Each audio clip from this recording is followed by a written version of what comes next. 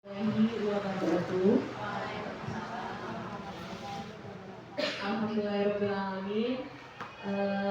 Sama-sama kita ucapkan puji syukur kepada Allah Subhanahu Wa Taala yang mana telah memberikan kita kesehatan dan kesempatan sehingga kita dapat menghadiri kegiatan praktik baik di ruangan ini. Puji syukur juga marilah sama-sama kita berikan kepada Nabi Muhammad SAW yang telah memberikan umatnya, membawa umatnya dari alam kebodohan hingga ke alam zaman yang modern dan berilmu pengetahuan seperti yang kita rasakan pada hari ini. Yang sama-sama kami hormati Ibu Siti Oktavani SIP dari BG TK Sumatera Barat, Ibu Wahidatul Husnah SPD selaku fasilitator nasional bimbingan konseling, Ibu Marfa Yenti selaku unsur pimpinan, dan Bapak Ibu dan Ibu-ibu majelis guru yang berkesempatan hadir pada hari ini. Baiklah, sebelum kita masuk kepada materi yang akan disampaikan oleh Ibu Aminah, mari sama-sama kita dengarkan dulu beberapa sambutan kepala sekolah yang dalam hal ini diwakilkan oleh Ibu Marfa Yenti selaku wakil kesiswaan.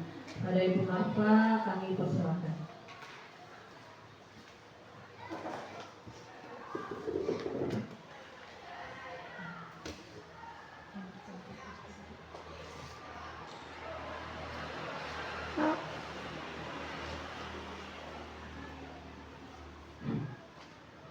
Bismillahirrahmanirrahim. Assalamualaikum warahmatullahi wabarakatuh. Alhamdulillahirrahmanirrahim. Wa bihi nasta'in ala umuri dunya waddin. Wassalatu wassalamu ala asrofil anbiya'i wal mursalin wa ala alihi wa ashabihi rasulillahi ajmain. Puji dan syukur marilah sama-sama kita aturkan kepada Allah Subhanahu wa Ta'ala, karena berkat limpahan rahmat dan karunia-Nya kita masih diberikan nikmat kesehatan, nikmat kesempatan, sehingga hari ini kita bisa melaksanakan kegiatan pengimbasan atau praktek baik yang dilaksanakan oleh guru SMP Negeri 3 Kota Solo. Dalam hal ini nanti akan disampaikan oleh Ibu Aminah SPD. Sebelumnya Ibu dari bagian kita Tumbar yang kami hormati, Ibu Sri, selamat datang. Sebelumnya kami ucapkan selamat datang di SMP Negeri 3 Kota Solo. Khususnya kepada Ibu Fasilitator Musama dalam provinsi, yaitu Ibu Wahidatul Husnah, kami ucapkan selamat datang di SMP Negeri 3 Kota Solo juga. Khususnya kepada ibu-ibu beserta pengimbasan hari ini, yang alhamdulillah kita sudah berkumpul semuanya di ruangan ini. Puji dan syukur marilah sama-sama kita haturkan kepada Allah Subhanahu wa Ta'ala, karena berkat limpah rahmat dan karunia-Nya kita bisa melaksanakan kegiatan ini. Salawat beserta salam tidak lupa pula kita kirimkan buat junjungan kita, yakni Nabi besar Muhammad Sallallahu Alaihi Wasallam, dengan ucapan Allahumma sholli ala Sayyidina Muhammad wa ala ali Sayyidina Muhammad. Sebelumnya Bapak Ibu, kami mohon maaf kepada Ibu BGTK Sumbar. Hari ini kami mewakili kepala sekolah SMP Negeri 3 Kota Solo yang dalam hal ini juga mengikuti kegiatan di luar kota. Jadi hari ini kami mewakili, permohonan maaf yang sebesar-besarnya kepada Ibu karena tidak bisa membuka kegiatan hari ini.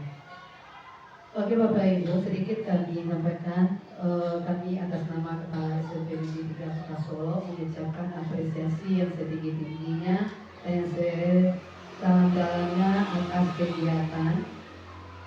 atas kegiatan kepada guru BK yang telah mengikuti pelatihan 7 jurus hebat BK yang dilaksanakan oleh Ibu Aminah.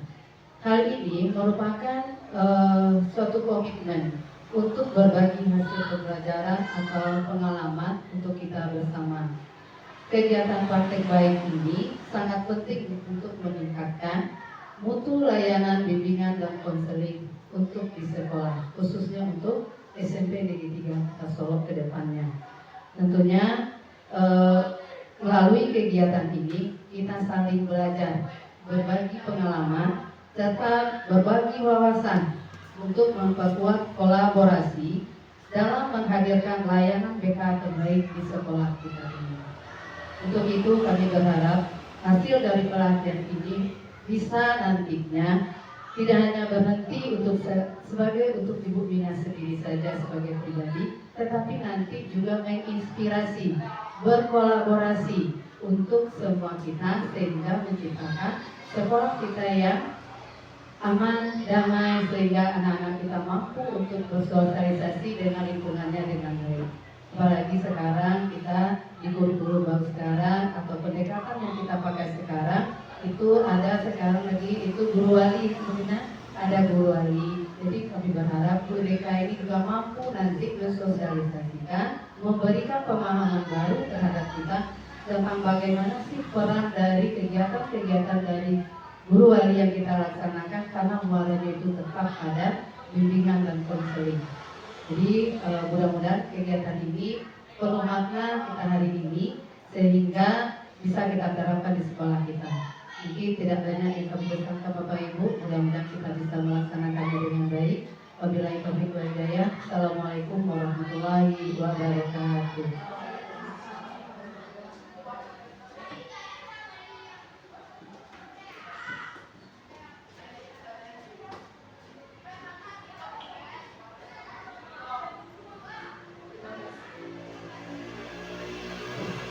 Terima kasih kita ucapkan kepada Ibu Mahfayat yang sudah memberikan beberapa sambutan. Selanjutnya Bapak Ibu, marilah kita sama-sama ikuti materi yang akan disampaikan oleh Ibu Aminah SPD terkait dengan berbagi praktik baik. Kepada Ibu Aminah SPD dipersilakan.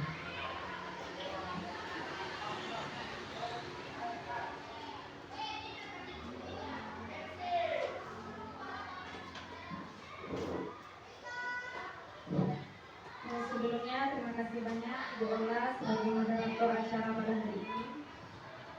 Assalamualaikum warahmatullahi wabarakatuh.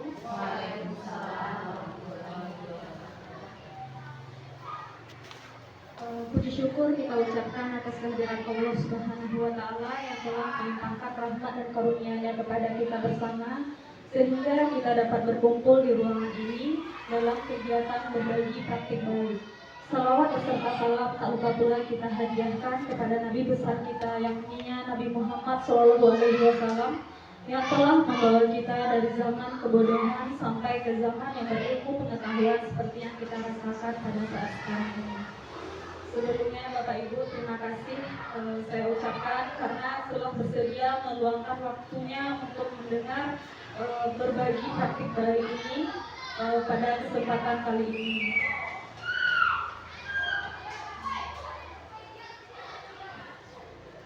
Seperti yang telah Bapak Ibu lihat pada layar monitor, jadi pelatihan saya selama di Padang kemarin yaitu membahas mengenai 7 jurus BK hebat. Nah, yang setelahnya saya berikan kepada siswa 2 jurus. Nah, tapi semua jurus yang ada dalam kegiatan pelatihan kemarin itu ada 7 jurus Bapak Ibu. Bisa Bapak Ibu lihat, yang pertama yaitu kenali potensi, jurus yang kedua kelola emosi, jurus ketiga tumbuhkan resiliensi, jurus 4 jaga konsistensi, jurus 5 jalin koneksi, jurus 6 bangun kolaborasi, dan jurus yang ketujuh menata situasi. Tujuan dalam kegiatan kali ini yaitu yang pertama, berbagi praktik baik dengan rekan sejawat di sekolah setelah mengikuti rangkaian kegiatan yang saya lakukan kemarin di Padang. Nah, dari 7 jurus BK hebat ini yang diimplementasikan kepada siswa itu ada 2 jurus.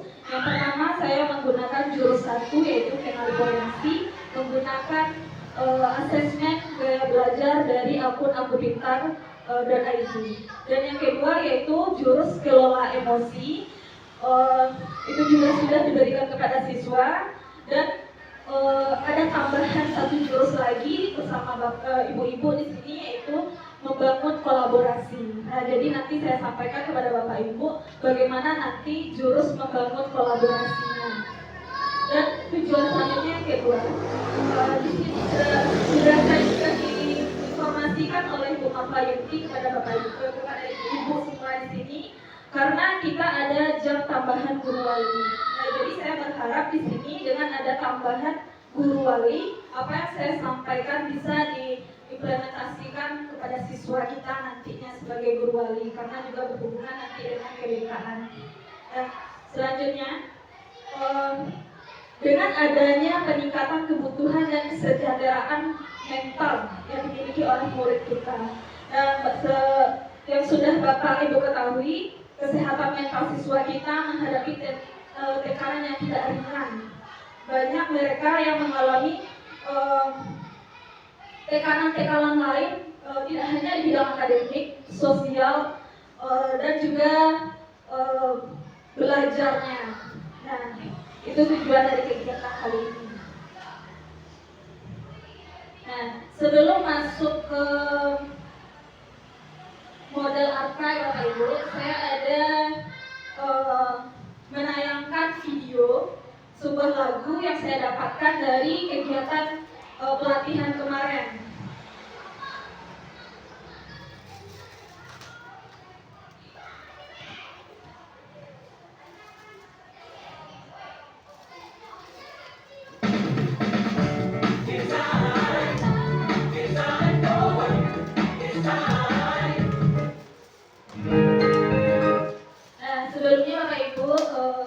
Kami persilahkan dulu untuk berdiri. Nah, kita sama-sama bernyanyi dan bergerak ya Bapak Ibu. Maaf ya.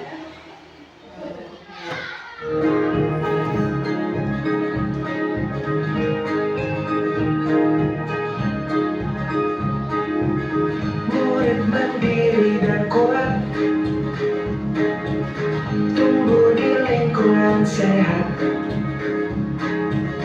bersama guru yang hebat, penuh cinta dan bersahabat, mendidik dengan tulus, gunakan 7 jurus, kenali potensi, kelola emosi, tumbuhkan resiliensi, jaga konsistensi, menjalin koneksi, membangun kolaborasi, dan menata situasi.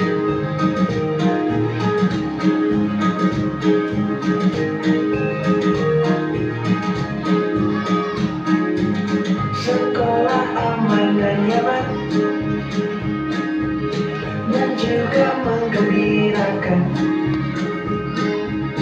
tempat bertumbuh harapan, bersama ayo kita wujudkan, mendidik dengan tulus, gunakan 7 jurus, kenali potensi, kelola emosi, tumbuhkan resiliensi, jaga konsistensi, dan jalin koneksi, membangun kolaborasi, dan menata situasi. 7 jurus TK hebat, bersama murid melangkah tepat. 7 jurus TK hebat, 7 jurus yang akan ku ingat. Bisa kita ulang lagi Bapak Ibu? Bisa dengan gerakannya Bapak Ibu?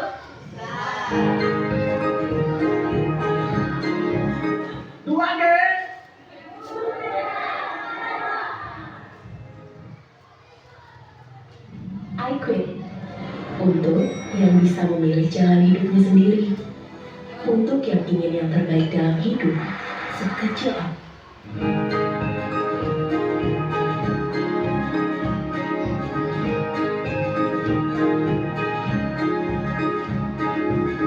Murid mandiri dan kuat, tumbuh di lingkungan sehat, bersama guru yang hebat, penuh cinta dan bersahabat, mendidik dengan tulus, gunakan 7 jurus, kenali potensi, kelola emosi, tumbuhkan resiliensi, jaga konsistensi, menjalin koneksi, membangun kolaborasi, dan menangkap situasi.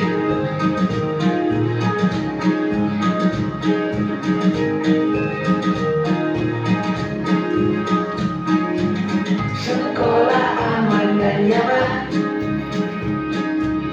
dan juga menggembirakan,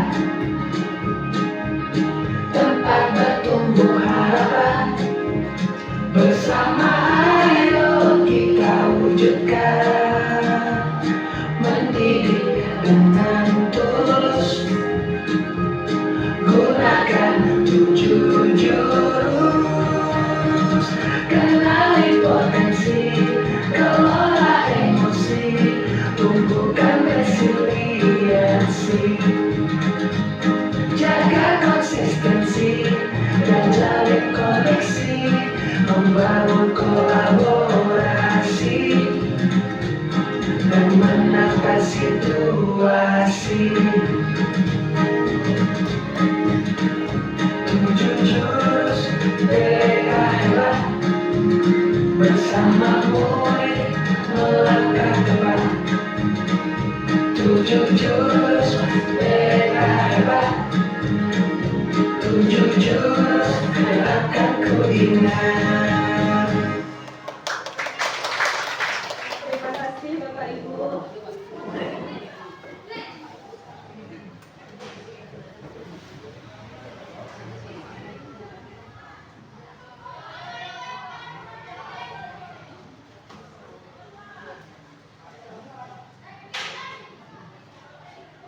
Terima kasih atas semangatnya Ibu-ibu.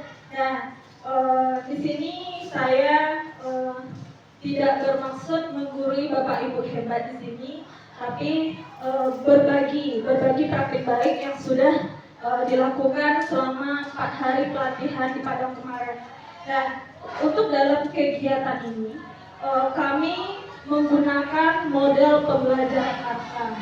Nah, yang pertamanya itu aktivitas, di mana murid akan diajak untuk beraktivitas, baik itu secara berkelompok maupun individu. Dan untuk yang R-nya itu refleksi.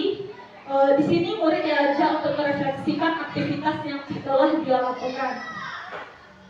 Yang K-nya konsep, guru memberikan informasi terkait konsep materi dengan aktivitas yang dilakukan tadi.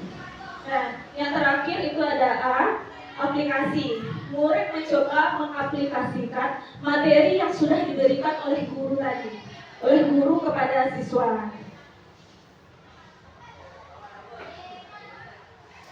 Nah, dari 7 jurus BK hebat tadi, nah saya memilih 2 implementasi jurus. Yang pertama yaitu kenali potensi dengan menggunakan asesmen gaya belajar yang sudah diberikan kepada siswa menggunakan aplikasi Aku Pintar.id. Nah, yang kedua yaitu mengenali potensi emosi. Jurus yang kedua mengenali emosi. Nah, selanjutnya alasan saya memilih jurus 1 mengenali potensi yaitu, nah, dari hasil asesmen yang sudah diberikan kepada siswa pada awal tahun ajaran, saat penerimaan siswa baru, kita di SMP 3 juga melakukan tes gaya belajar terhadap siswa.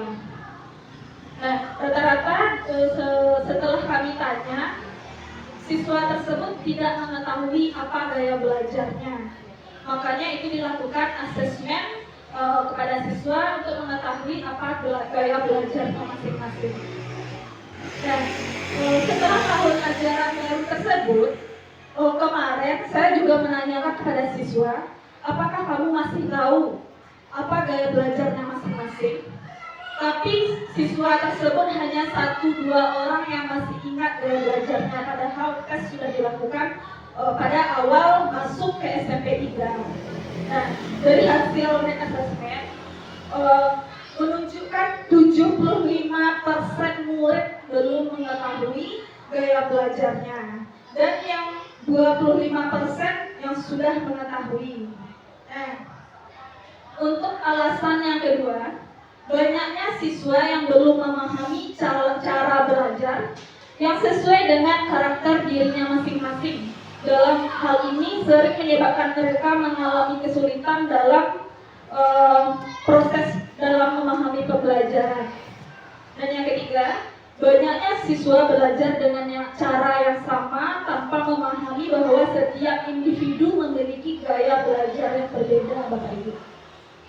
Jadi asesmen ini saya lakukan ini di kelas 75 kemarin. Siswa ini banyak mempelajari atau belajar dengan metode yang sama, padahal mereka mempunyai gaya belajar yang berbeda-beda. Nah, selanjutnya, untuk alasan saya memilih jurus 2 yaitu kelola emosi, yang pertama, dari hasil observasi kita di sekolah Bapak Ibu, banyaknya siswa yang berkelahi di lingkungan sekolah, tidak dapat menjaga emosi. Tidak hanya mereka dengan sesama mereka, tetapi mereka kepada guru pun ada juga yang tidak bisa mengelola emosinya masing-masing. Seperti itu kan Bapak Ibu di lapangan.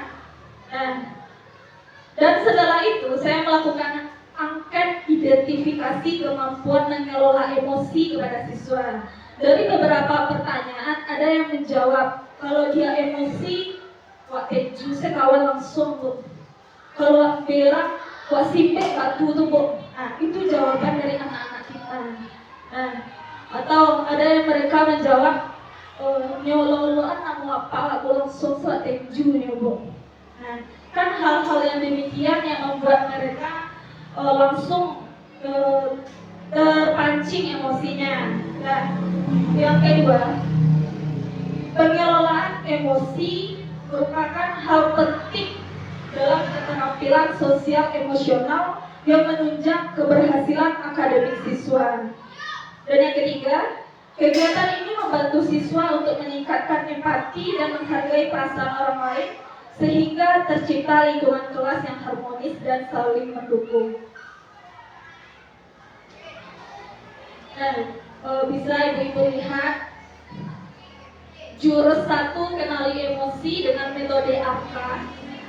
Untuk A-nya saya melakukan aktivitas yang pertama, menyuruh siswa mengerjakan soal tes gaya belajar menggunakan HP dan masuk ke link https://akupintar.id.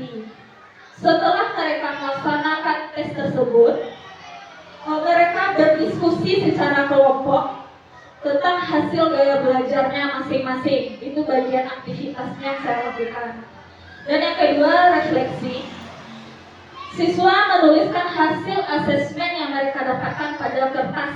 Jadi apa yang mereka hasilkan dari tes Aku Pintar yang gaya belajar tadi mereka tuliskan pada sebuah kertas.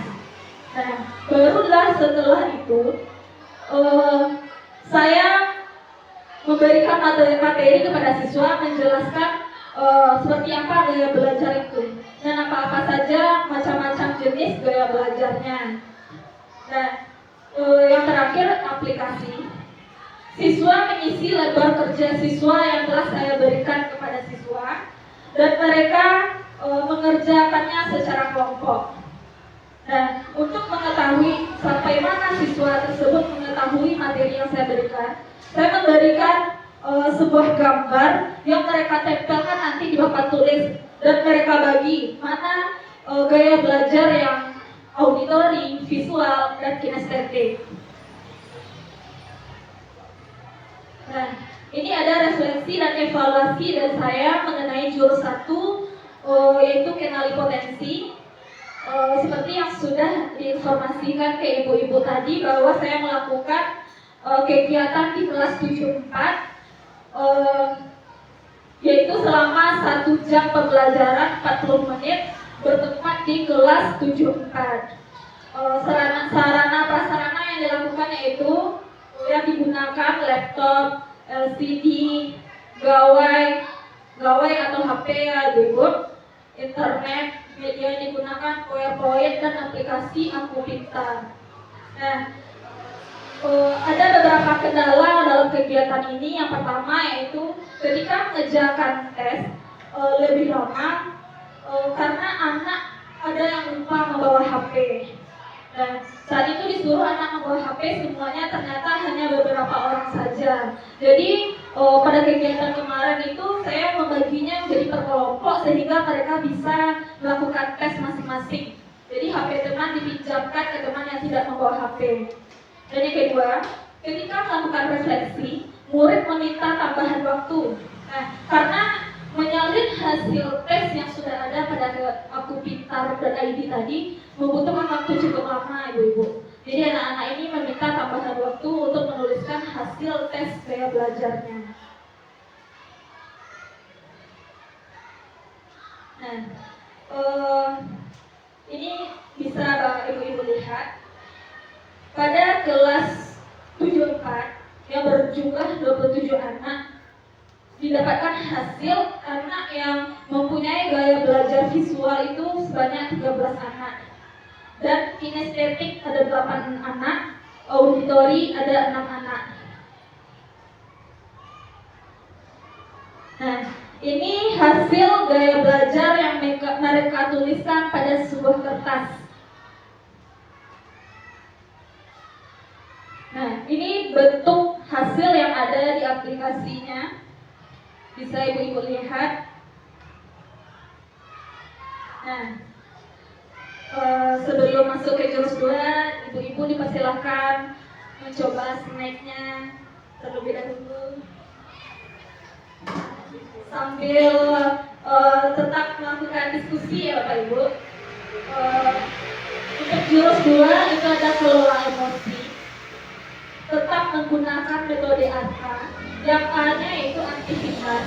Nah, di sini saya meminta salah seorang siswa untuk maju ke depan melakukan permainan ekspresi emosi.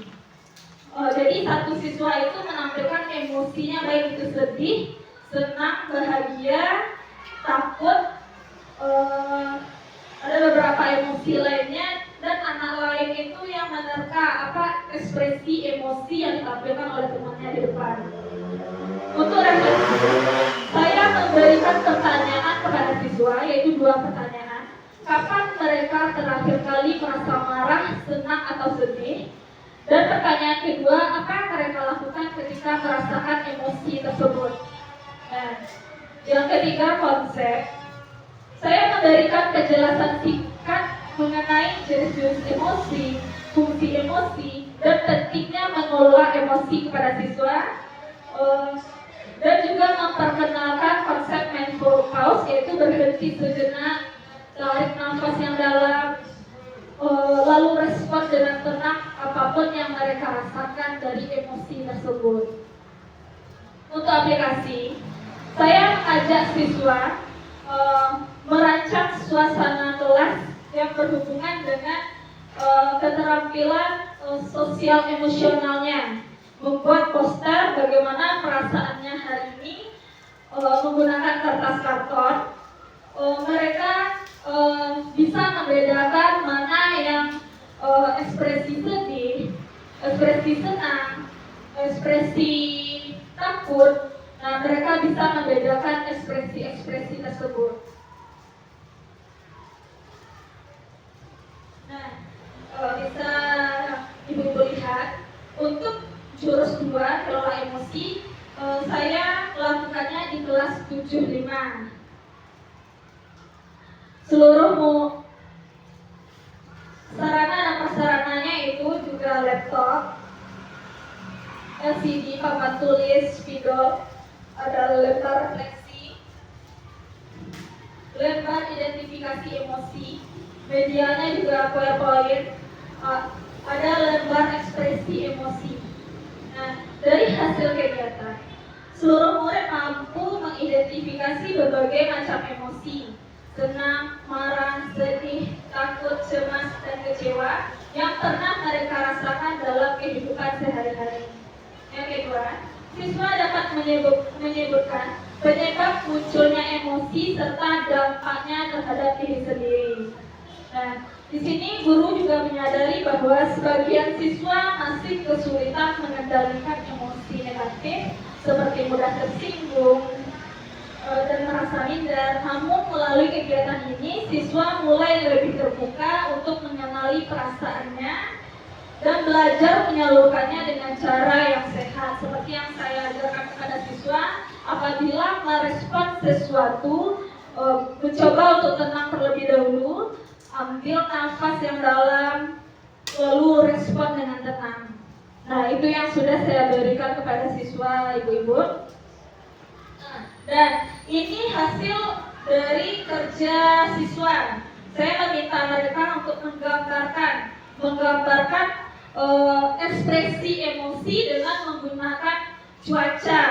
Nah, misalnya kalau berawan itu ada air hujannya, apa emosinya anak sedih, Bu. Nah, jadi mereka sudah tahu dari cuaca itu bagaimana apa emosi yang dikeluarkannya. Nah, ini selanjutnya dukungan yang diharapkan untuk siswa yang jurus 1 menggunakan strategi peer teaching atau saling mengajar. Nah, siswa dengan gaya belajar yang berbeda bisa saling menjelaskan materi satu sama lain. Contohnya saja, siswa yang auditori menjelaskan lewat lisan, siswa yang visual membuat diagram untuk mendukung penjelasan. Ya, jadi sesuai dengan gaya belajar mereka masing-masing. Nah, yang membangun usaha budaya kolaboratif dan empatik, yaitu mendorong siswa untuk menghargai gaya belajar sesama mereka. Yang kedua, membangun kepercayaan diri setiap siswa untuk berkontribusi dalam kelompok. Selanjutnya, untuk jurus 2, dukungan yang diharapkan terhadap siswa itu membangun kelas yang aman secara emosional. Guru memberikan contoh pengendalian emosi dan menghargai perasaan siswa. Seperti yang sudah saya jelaskan tadi, saya memberitahukan kepada siswa bagaimana cara mereka mengelola emosi dari strategi mindfulness tadi. Nah, selanjutnya gunakan kegiatan awal seperti check-in emosi. Misalnya Bapak Ibu masuk kelas. Nah, bisa ibu-ibu tanyakan kepada siswa bagaimana perasaannya hari ini anak-anak ibu. Nah, dari situ kita juga dapat mengetahui bagaimana dan apa yang dirasakan oleh siswa saat kita masuk ke dalam kelas tersebut. Selanjutnya, pendampingan saat siswa mengalami emosi negatif. Yang pertama, kita sebagai guru dapat membantu siswa mengenali penyebab emosinya dan mencari solusi yang positif. Selanjutnya, libatkan wali kelas atau teman sebaya sebagai pendamping empatik bagi siswa tersebut. Nah, itu tadi 2 jurus yang saya berikan kepada siswa. Dan ini ada tambahan 1 jurus ya Bapak Ibu untuk saya berikan kepada ibu-ibu di sini, yaitu membangun kolaborasi.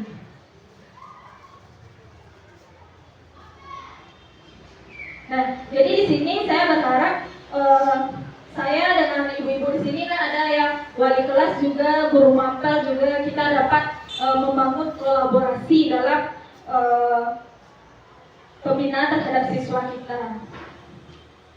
Di sini melalui kolaborasi yang efektif, Guru dan guru BK mengintegrasikan sumber daya dan keahlian dari berbagai pemangku kepentingan untuk menciptakan lingkungan yang mendukung perkembangan murid secara holistik, baik dalam aspek akademik, sosial maupun emosionalnya.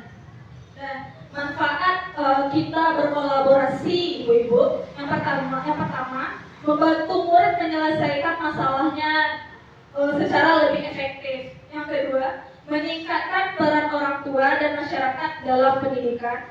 Jadi tidak hanya guru BK dan guru mapel atau guru BK dan wali kelas, tapi juga kita membutuhkan peran orang tua di sini. Selanjutnya, menyediakan dukungan lebih banyak untuk murid yang membutuhkan. Dan untuk mengidentifikasi level masalah siswa, di sini ada yang tier 1, yaitu untuk universal secara umum ya ibu-ibu, yaitu mayoritas murid yang membutuhkan secara umum tanpa resiko yang tinggi, maksudnya masih permasalahan yang di batas wajar. Tier 1-nya itu terhadap murid kita yang kesulitan akademik ringan karena instruksi umum yang kurang efektif misalnya. Nah, jadi kesulitan akademik itu termasuk ke tier 1 atau masalah secara umum, belum di atas wajar gitu Pak Ibu. Yang kedua, ketidakteraturan perilaku ringan seperti gangguan kecil di kelas. Jadi gangguan kecil di kelas itu juga termasuk ke permasalahan ringan, bukan permasalahan berat. Yang selanjutnya, ketidakhadiran atau keterlambatan ringan.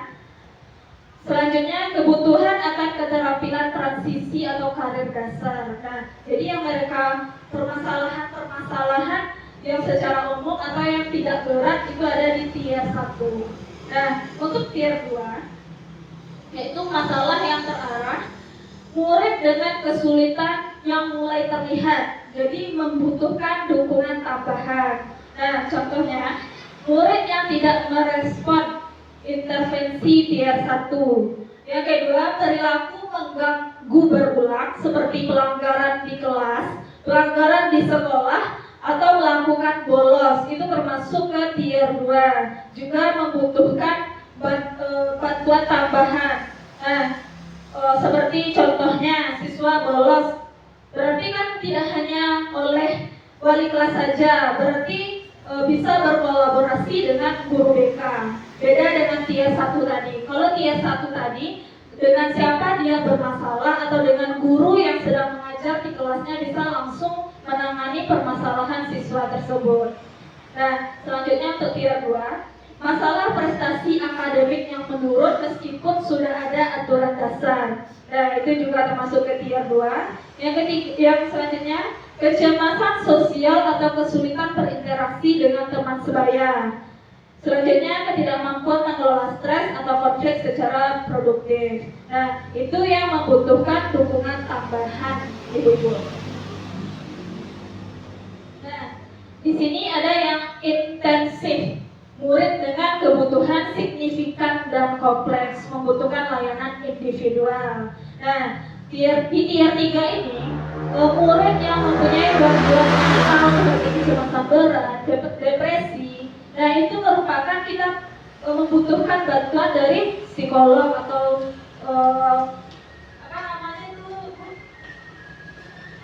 puspaga. Nah, kita bisa meminta bantuan kepada puspaga. Selanjutnya, masalah perilaku berat, ketidakmampuan belajar yang parah, dan gangguan neuropsikologis, trauma mendalam atau masalah sosial ekonomi yang signifikan, pengabaian atau kekerasan dalam rumah tangga. Itu juga kita membutuhkan bantuan dari luar karena kita di sini tidak bisa mengentaskan permasalahannya. Nah, karena kalau misalnya sudah berat seperti kekerasan itu, pasti kita membutuhkan bantuan dari pihak kepolisian, ibu-ibu. Nah, selanjutnya hambatan budaya atau diskriminasi sistemik. Nah, ini ada beberapa indikator tentunya kolaborasi dalam penanganan masalah siswa. Nah, yang pertama yaitu masalah berulang atau masalah kronis. Contohnya, perilaku menantang murid yang terus muncul meskipun sudah ada penguatan positif di kelas. Nah, itu yang membutuhkan kolaborasi. Nah, misalnya ya, di kelas 73 contohnya, ada beberapa siswa yang berulang. Cabut dia pertama sudah dipanggil, cabut lagi dia dipanggil lagi, tetap berulang. Jadi kita membutuhkan wali kelas, guru BK, kesiswaan, dan juga butuh orang tua di sana. Nah, selanjutnya masalah mempengaruhi banyak area kehidupan murid, yaitu masalah yang berdampak pada beberapa aspek kehidupan murid seperti pada bidang akademik, sosial, emosional, atau bahkan kehadiran mereka di sekolah. Itu juga perlunya kolaborasi. Contohnya, kecemasan tinggi yang menyebabkan nilai turun dan murid menarik diri dari teman-temannya. Nah, itu juga membutuhkan kolaborasi. Selanjutnya, kebutuhan intervensi lintas konteks, yaitu masalah yang terjadi baik di rumah, di sekolah, atau lingkungan sosial lainnya yang memerlukan komunikasi antar guru, orang tua, konselor, atau guru BK-nya, dan mungkin profesional yang eksternal.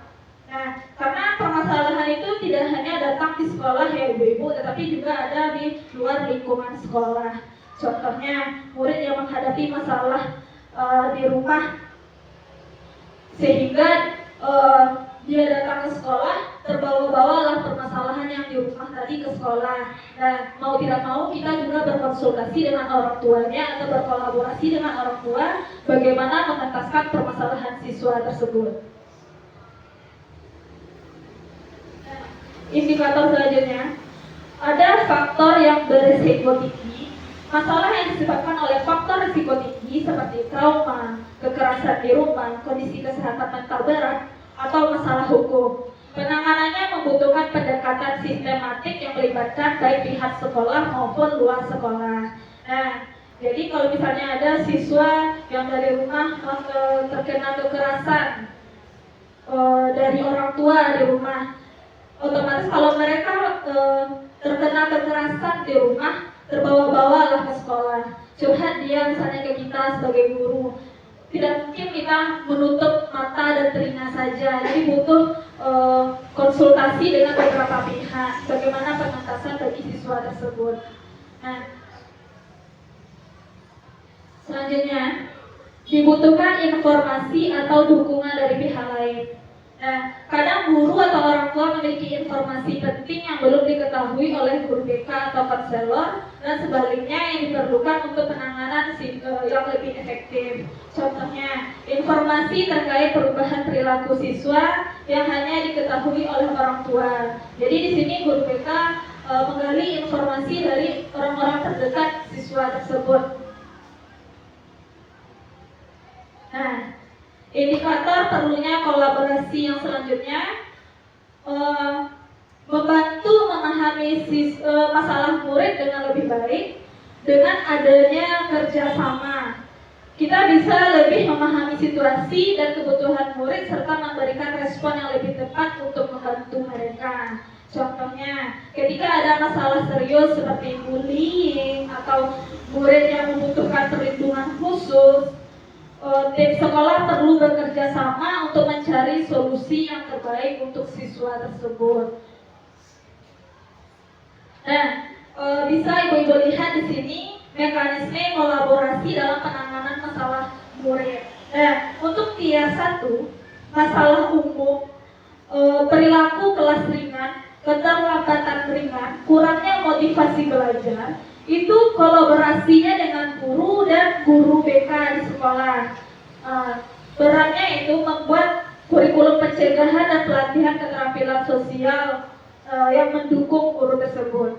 Yang tier 2, kecemasan sosial, perilaku berulang, penurunan akademik signifikan. Yang tier 2 ini tentang permasalahan sedang ya ibu-ibu, yaitu guru, baik itu guru mapel, wali kelas, guru BK, orang tua, dan perannya itu melakukan konseling kelompok kecil, koordinasi dengan guru dan orang tua, itu untuk permasalahan sedang.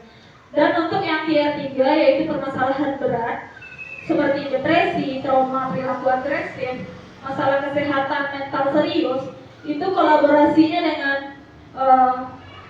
BK di sekolah, kepala sekolah, orang tua, wakil kesiswaan, spesialis eksternal atau psikolog, ibu-ibu.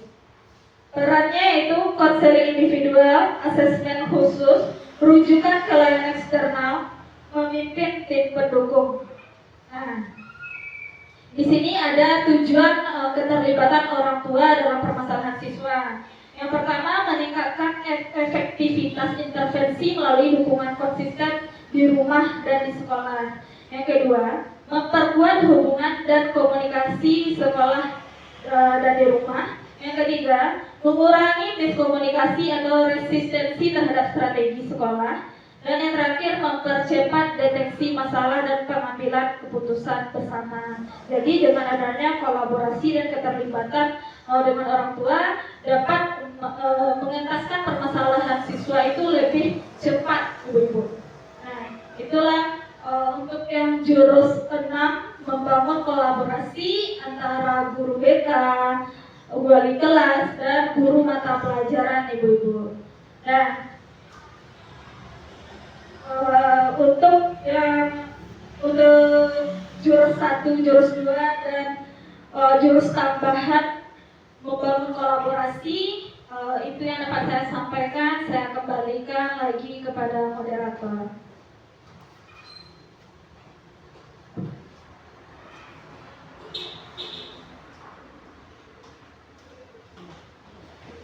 Terima kasih kita ucapkan kepada Ibu Aminah sebagai narasumber kita pada kegiatan kali ini. Mudah-mudahan materi yang sudah disampaikan, yang sudah dibagikan dapat kita aplikasikan di kelas kita masing-masing ya Ibu-Ibu ya. Selanjutnya kita masuk ke sesi tanya jawab.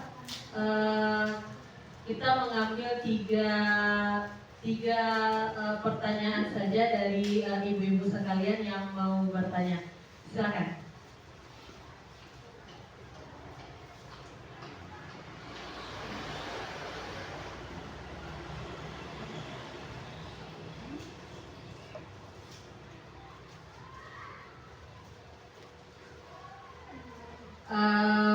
Mungkin materi yang sudah disampaikan sama Bu Aminah sudah jelas ya ibu-ibu semua. Baiklah, mungkin ya berakhirnya tadi materi yang disampaikan oleh Bu Aminah, maka alhamdulillah berakhir juga kegiatan berbagi praktik baik kita pada hari ini. Kami selaku pelaksana mengucapkan terima kasih banyak atas kesempatan, atas kehadiran ibu-ibu semua di ruangan ini. Kami sudahi dengan wabillahi taufiq wal hidayah. Wassalamualaikum warahmatullahi wabarakatuh.